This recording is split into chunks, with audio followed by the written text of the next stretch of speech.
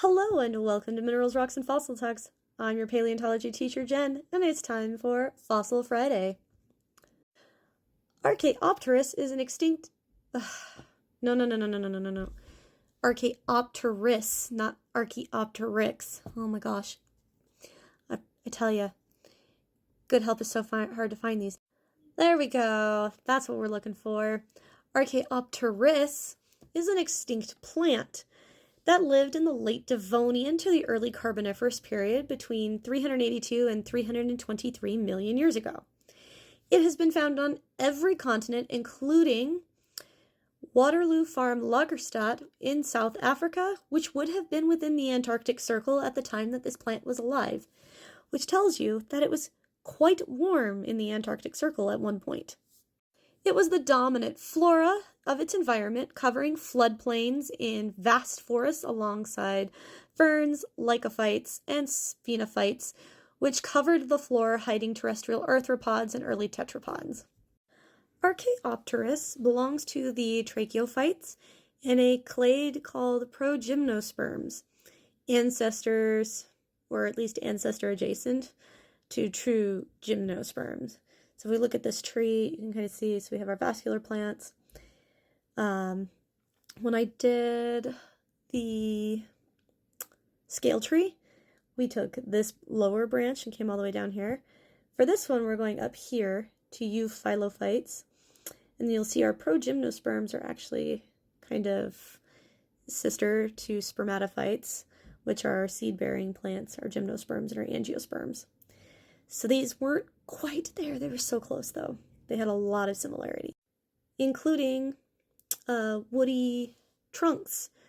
In fact, this trunk actually had a different genus name for a long time, the Calixylon, and then they realized it was the same thing, so this one got named first, so now they're all underneath Archaeopteris. Though sometimes with plants, they'll give names to different parts of the plant because that's like the only part of the plant we find or whatever. I think that's why they do it.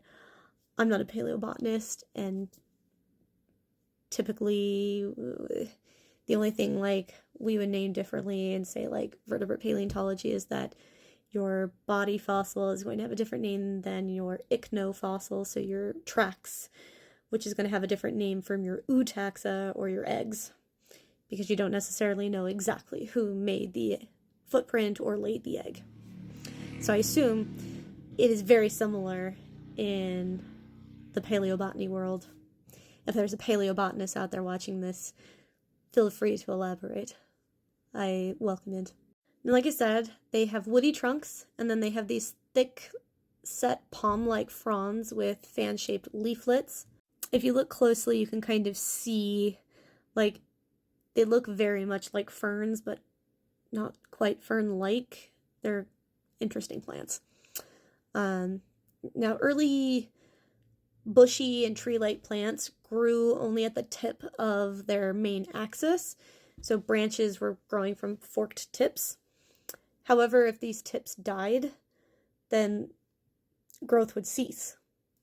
Archaeopteris was the first tree-like plant to grow lateral buds from its trunk. So here's like some artist rendition of some of the parts that you can see. So it would grow lateral buds in its trunk and branches, meaning that growth would continue whether the axial growth tips were intact or not, which we see in a lot of our modern day plants today. This ability to have continual growth from many points allowed these plants to live much longer than other plants. Some of these trees, we'll call them trees, they're trees. Not seed trees, but spore trees. Anyway, some of these trees are estimated to have lived about 40 to 50 years, which is a long time at this time for a plant to be alive. This also allowed them to grow to immense sizes, not yet seen in the world up to that point. They could grow up to 80 feet tall or 24 meters tall with a 5 foot or 1.5 meter diameter to their trunk. Like, these were big plants. And like I said, they were not a seed plant. They were leading up to that. They actually had, unlike our ferns and all of their relatives, instead of having two separate plants for their two separate kinds of spores, one plant had two types of spores. So it was getting closer to that seed spot.